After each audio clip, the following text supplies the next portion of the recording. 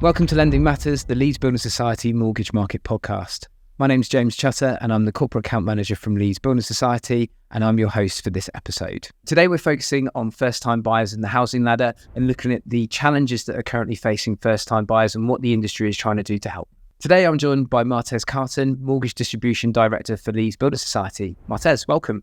Hi James, how are you doing? Very good, thank you. It's really good to be here, and I'm actually really looking forward to our discussion today. Brilliant, me too.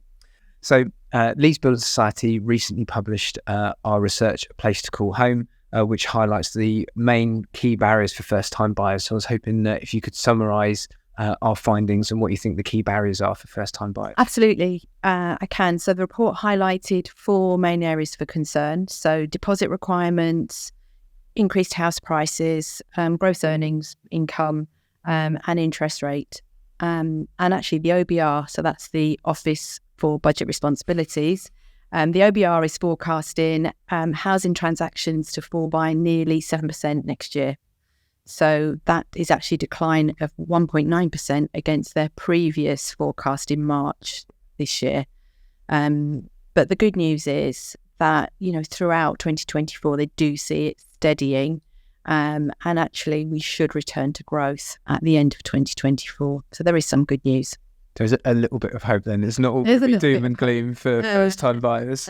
So actually the conclusion that the report comes to is that we've had persistently higher levels of inflation, and this will continue in the short term. And this only goes to sort of really put more pressure on first-time buyers, both from a mortgage rate perspective, but also their ability to save for a deposit for their first home. So it's not all good news, but there is a little chink of light there. Little chink, yeah, definitely. So it sounds like first-time buyers are going to be in quite a tough market at the moment. Yeah. And you mentioned the 4 key areas. So let's try and get into those and sort of delve a little bit deeper into them. So let's start off with saving for a deposit. What's that like for first-time buyers at the moment? Saving for a deposit is absolutely the biggest barrier for owning a home, and really, it always has been. You have to have a deposit to own a home. So house prices have increased significantly, and people are finding it just really difficult to save for various reasons. The scarcity of rental properties means that rents are also at an all-time high, and so that means that renters are actually having a really particularly tough time trying to save. But even if people are living with family or friends, it takes over 4 years to save for a deposit, and 4 years is a long time. And in that time, things could have really changed. Requirements for deposits could have increased in that point, so they could find themselves again in 4 years priced out of the market. But actually, if you compare that to renters, we estimate that it will take a renter 12 years to build up the same amount of money. So really, really tough. And actually, I've spoken to a lot of people over the last couple of months, in fact, all year, who just on a personal level are really concerned for their own friends, children, family. Oh, yeah, just on the train on the way up, you couldn't have wrote it, but really? Literally the lady sat behind me was telling her friend about how she's struggling to get onto the ladder, and that she's hoping that property prices are going to come down and that rates are going to fall, and that her big dream is going to happen next year now, and that's her, and was literally there with her fingers crossed, saying that she wants property prices to fall so that she can get on the ladder. It's a real issue. Yeah, a real issue. Thanks very much for your take on that. So I suppose then the next bit, and one of the other points was around house prices, and now we've seen quite a few predictions for this year and next year. Yeah. What are your thoughts on what's happening at the moment with regards to house prices? So just taking a look back first of all, so the average first-time buyer house price is actually 16 times higher now in nominal terms, so in 2022, versus 1982. So in 2022, it was an average of 284,000. I won't ask you to guess what it was in 1982, but it was actually 17,300. So, and if we look back even further than that, house prices have quadrupled since the turn of the century, and the average UK home last year cost nearly 10 times the average wage. So, it really is quite a disparity there. If we think about that, it actually makes now, today, buying a house one of the hardest times in history.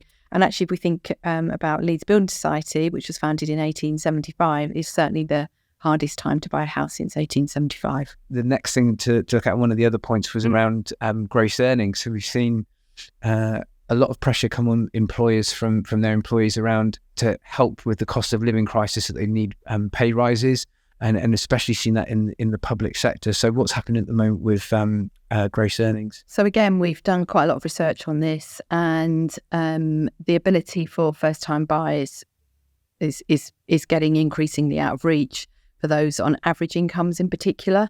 So, you gave some good examples there, but a recent study has shown that certain professions such as teachers and nurses do not earn enough to be able to save for a deposit, let alone, be able to afford the mortgage repayments. And our Place to Call Home report estimates that as many as 233 first-time buyers per day will be priced out of the housing market in England over the next 5 years. So multiply that up, and it's pretty huge. I suppose that means that first-time buyers are also going to be having to living with the parents, and in some cases the in-laws, for a longer amount of time. So absolutely, the average age, I think, of a first-time buyer is well into their 30s now.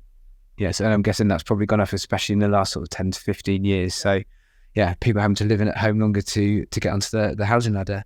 So let's go on to the next point, and your final point of the 4-point plan that was mentioned in our research, around interest rates. Now, obviously, since rates started to rise in, I think, February, March of last year, after we were coming out of COVID, and then finally to double down on that, we had the mini budget, and since then we've seen rates go from 1 or 2% for those with a decent deposit, going up to more like 5 or 6%. Yeah. So how is that affecting first-time buyers? Yeah, absolutely. Rates are really at very high in comparison to what we're used to. So you mentioned, parents before saying rates were 18%. And in fact, when I first started working in mortgages, which was a long time ago, they were indeed 15 to 18%. So, relatively not so high, but we've really got used to low interest rate environment. And 2-year deals for a first time buyer are about 6%. So, that is a really big difference in, what their repayments are going to be on a monthly basis. But it just continues to put more stress on first time buyers. In fact, the whole of the housing market has declined in 2023.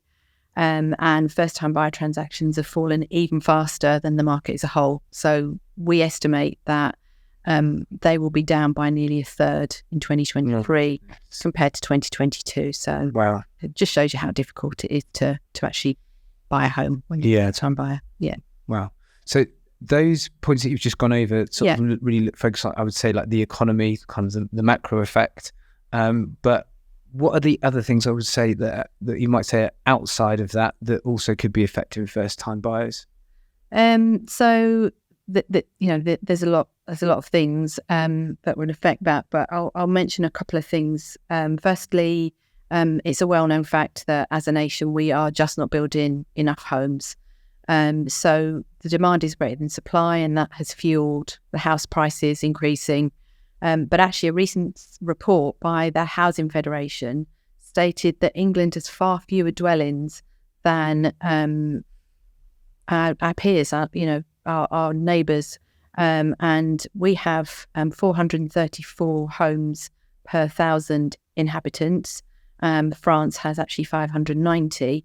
And Italy 587. So just that, that really quick view shows you that we just don't have enough homes. And the second thing, of course, is cost of living increase.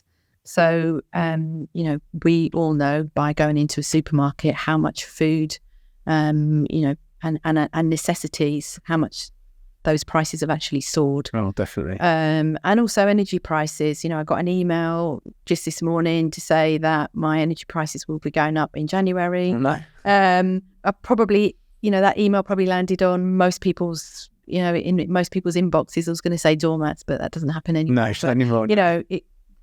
Everyone will be facing that increase in January. And so many families are actually really struggling to make ends meet.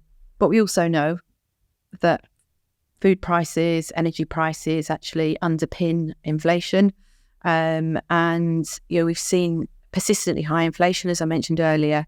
And actually, this has quite well now, though. It has dropped, but, it's still not... It's double what we're meant to be. Yeah, I think, earlier on in the year, we did say it would drop probably far below where we've landed now. So although it is a better picture, it's still not where we expect it to be.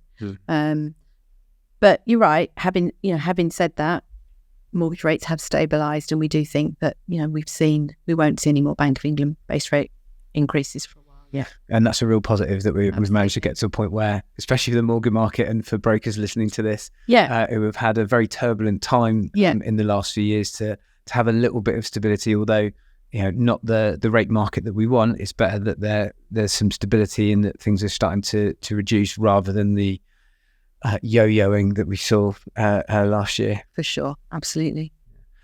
So it's clear that we've got a huge amount to do, and as we've said in our previous research, that everybody in the UK deserves a place to call home. And from our research, if left unaddressed, we could end up with 426,000 people. That's the equivalent of the size of Coventry, left unlikely to get onto the housing ladder. So it's almost a missed part of their generation that they're then going to end up into a kind of a rental cycle.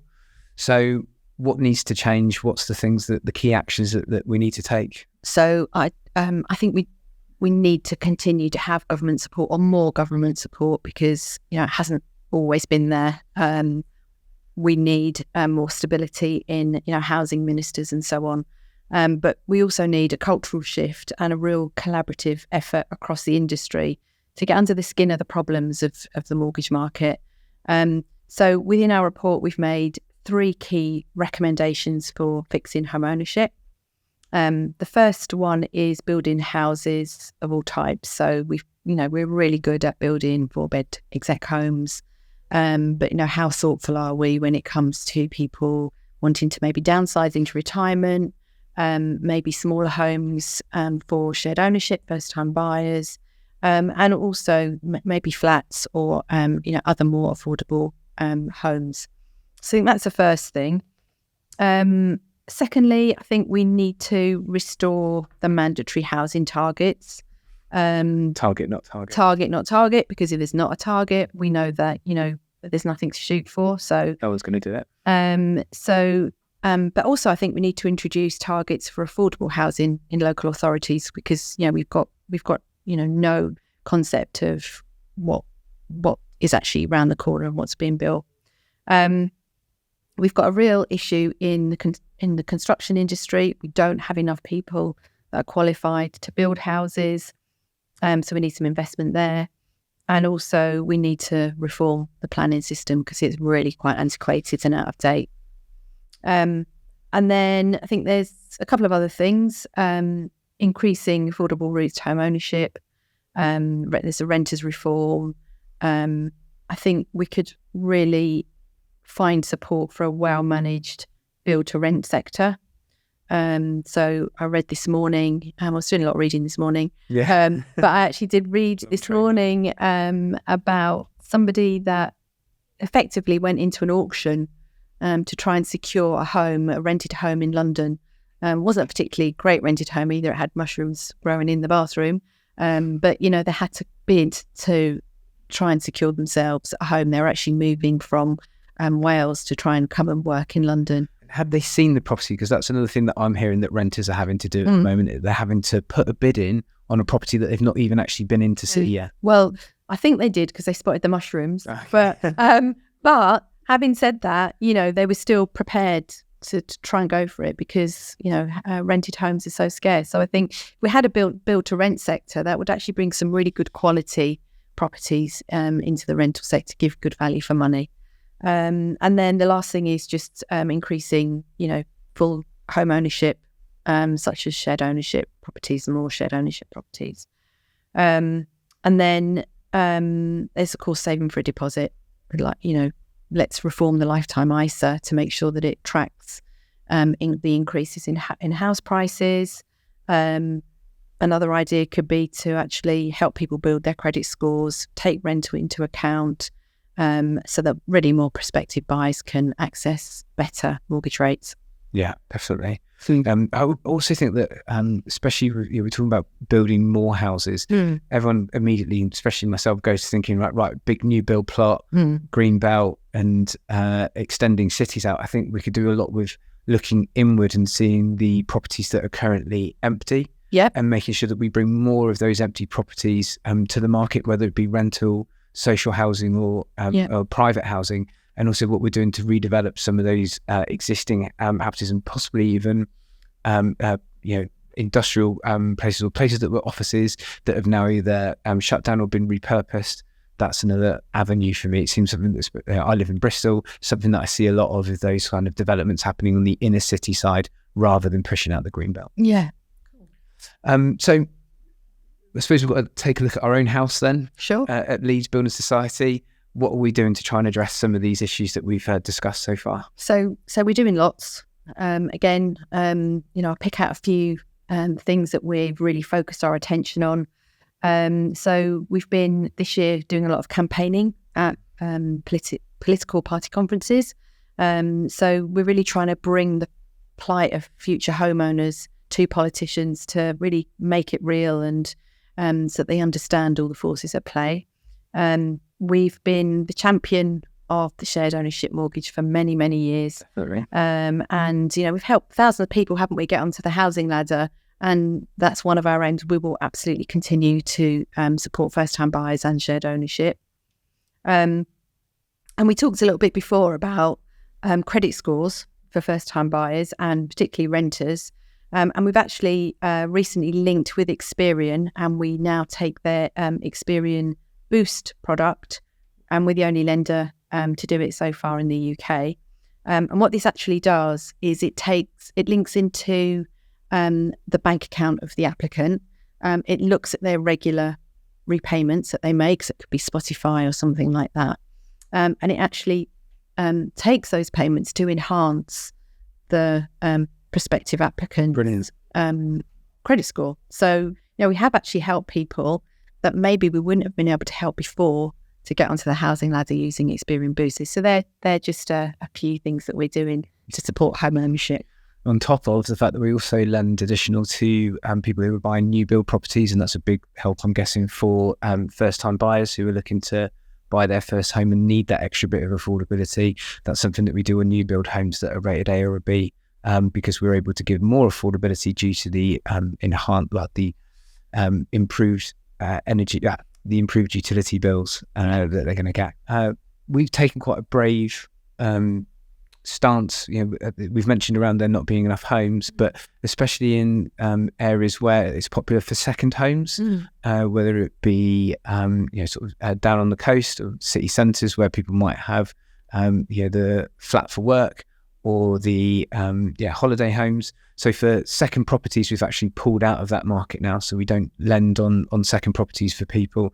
And we're also looking at a pilot where we're assessing holiday lets with different local councils to see whether we're what's the best word? I was going to say overpopulated with holiday lets, which are then preventing first-time buyers to be able to get on the ladder there. Yeah. So we're assessing whether it's right for us to be able to lend in those areas, and whether we should start putting a cap, or in some areas potentially not doing holiday lets in those areas at all. But that's something that we're assessing at the moment. So we still are in the holiday let market, but we're just assessing if we can do it better so that we can support further first-time buyers. Martese, that's been fantastic. Thank you very much for taking the time to sit and chat with me. And thank you all very much for taking the time to listen and watch, and hopefully you'll catch us for the next episode. Thanks very much. Thank you.